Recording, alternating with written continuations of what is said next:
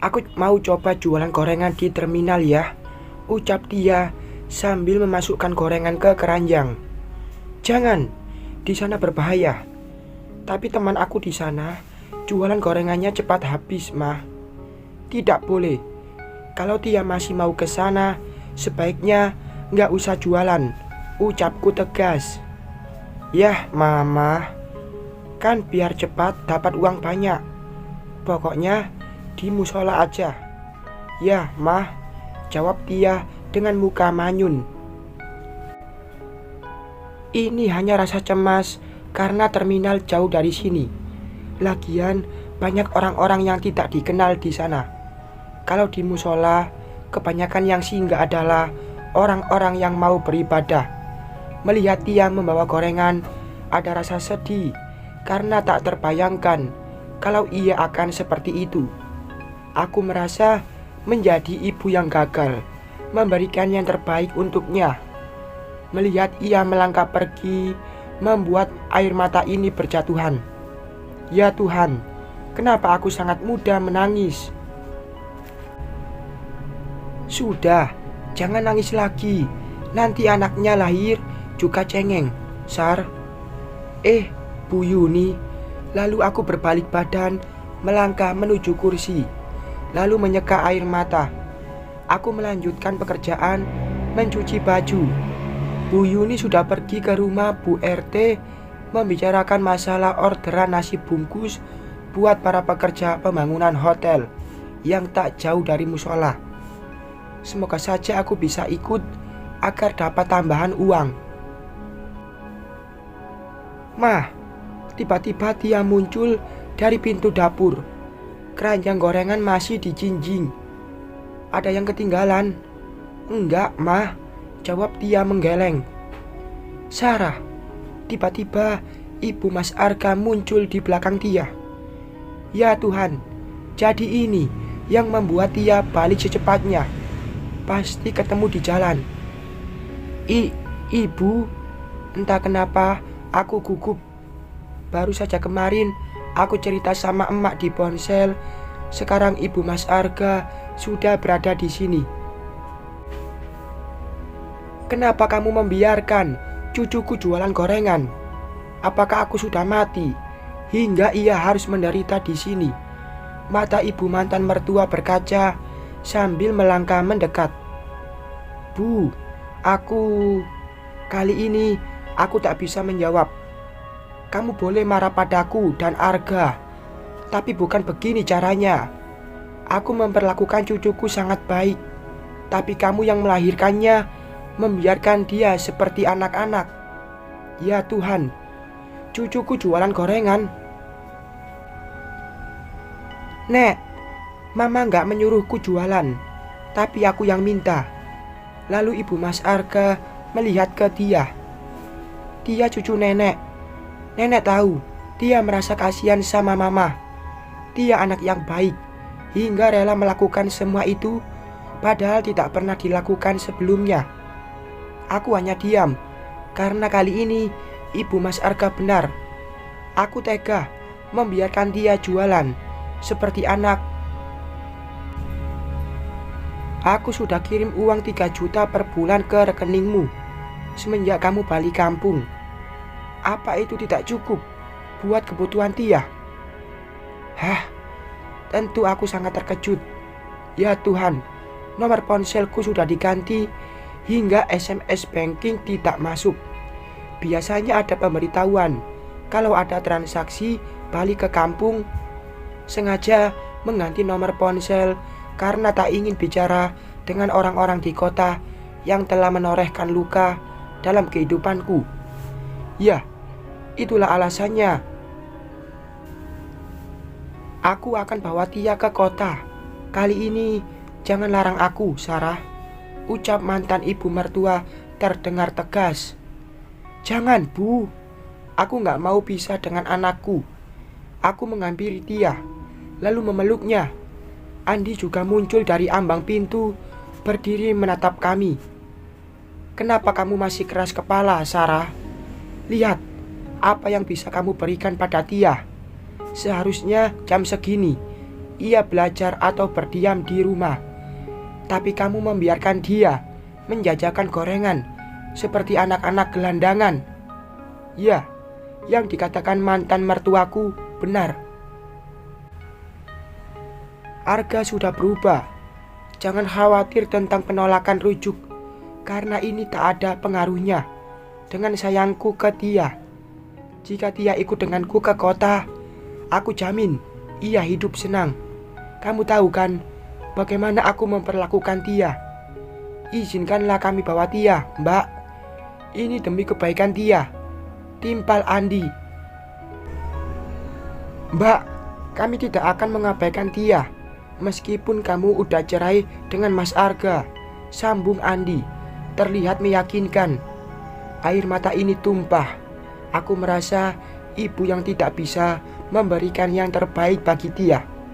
Dari kecil ia dimanja di rumah neneknya, tapi nasib membuat harus menerima keadaan untuk menjajakan gorengan seperti anak tak punya ibu bapak. Apa yang terjadi antara kita selama ini, jangan pernah mengorbankan cucuku, Sarah. Jauh-jauh kami datang dari kota, bahkan istirahat saja belum. Saking tak tenangnya mendengar Tia tinggal di panti asuhan. Aku tahu putraku banyak salah padamu. Aku sadar memaksakan hubungan demi berharap kamu tetap jadi menantu dan aku tidak terpisah dengan cucuku. Tapi tidak pernah terbayangkan Tia seperti ini. Aku masih hidup dan mampu membiayai Tia. Tolong, biarkan anakmu mendapatkan kehidupan yang layak bersamaku. Ibu Mas Arga menyatukan telapak tangannya, memohon. Air matanya juga tumpah. Aku tahu, ia tulus menyayangi anakku yang juga cucu kandungnya. Nek, Mama gak salah. Aku yang minta jualan, ujar Tia dengan mata berkaca. Ini semakin membuatku merasa bersalah. Di usia yang masih remaja, ia sudah berpikir dewasa karena dituntut mengerti keadaan. Tuhan, aku hanya mau yang terbaik buat anakku. Tolong, maafkan atas kelalaianku. Mbak Sarah, kapanpun Mbak mau bertemu Tia, aku dan ibu tidak melarang. Ya, buat apa kita membangun permusuhan kalau ujung-ujungnya terpaksa dan akhirnya tidak baik. Aku janji tidak akan merebut Tia darimu, karena ibu dan anak tak akan bisa dipisahkan.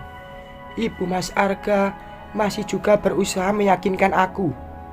Aku hanya diam menatap Tia meskipun air mata ini belum juga berhenti berjatuhan. Baiklah, Bu, Andi, bawalah Tia ke kota. Tolong jaga anakku, jawabku dengan suara bergetar di sela tangis. Tidak, Tia gak bisa ninggalin Mama yang sedang hamil, sangga Tia. Apa? Kamu hamil, Sarah? Mata ibu mantan mertua membulat terkejut. Begitu juga dengan Andi. Semalam tentang kehamilan ini sudah ku ceritakan ke Tia. Ia senang karena sudah lama mendambakan seorang adik. Aku minta tolong sama ibu dan juga kamu, Andi. Tolong rawat putriku. Jika suatu saat aku sudah bisa membawanya, jangan halangi, karena Tia anakku. Sengaja tidak menjawab. Sebenarnya tak ingin orang lain tahu tentang kehamilanku. Tapi apa boleh buat, Tia keceplosan.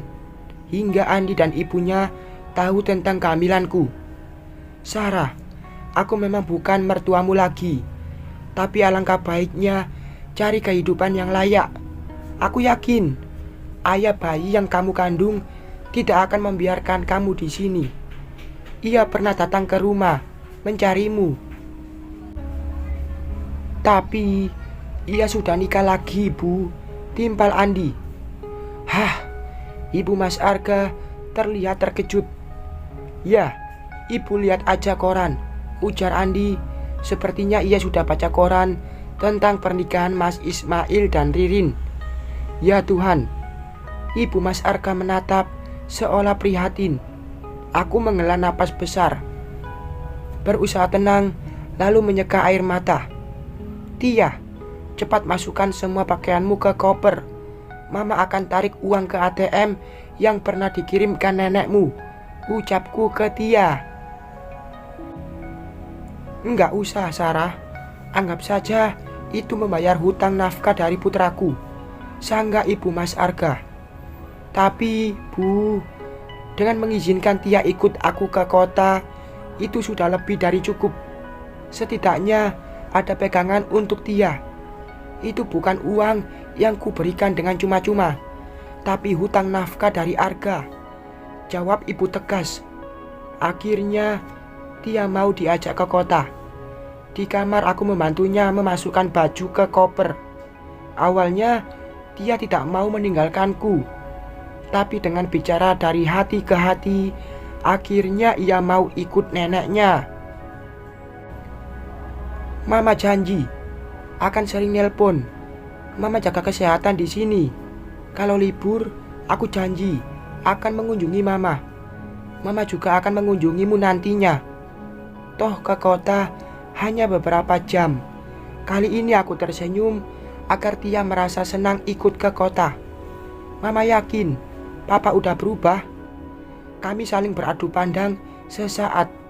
Ternyata ini masih menjadi beban mental bagi Tia. Aku kira ia terlihat baik-baik saja, tapi menyimpan pikiran yang masih sama seperti dulu. Nak, jika papamu tidak berubah, doakan saja agar ia taubat. Masalah ini di luar kendali kita. Tia cukup belajar dan memikirkan sekolah. Abaikan jika ada yang mentertawakan. Mama yakin mereka akan lupa tentang video itu. Tapi mudah-mudahan saja tidak ada yang tahu. Aku memeluk Tia sebelum ia berangkat ke kota. Uang 500.000 dibekali untuknya. Ikhlas melepas. Ini demi masa depan anakku. Berdiri di ambang pintu, mobil itu semakin jauh membawa anakku. Mama janji akan menjemputmu, nak. Ucapku masih melambaikan tangan pada mobil yang semakin jauh hingga tak terlihat lagi. Bersambung.